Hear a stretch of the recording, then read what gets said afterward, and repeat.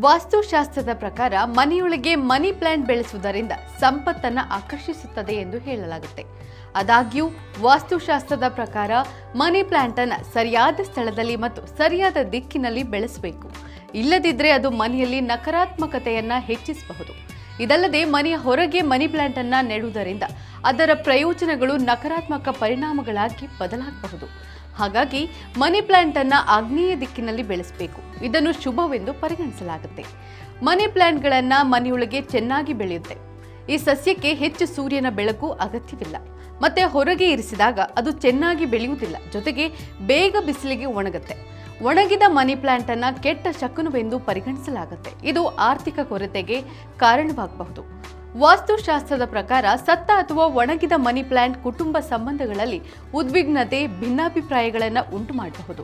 ಹೊರಗೆ ಇಟ್ಟರೆ money plant ಬೇಗನೆ ಹಾಳಾಗುವ ಸಾಧ್ಯತೆ ಇದೆ.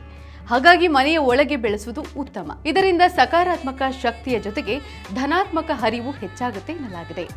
ಇದೇ ರೀತಿಯ ಮತ್ತಷ್ಟು ವೈವಿಧ್ಯಮಯ ಸುದ್ದಿಗಾಗಿ ನೋಡ್ತಾ ಇರಿ ವಿಶ್ವವಾಣಿ ಟಿವಿ ಸ್ಪೆಷಲ್.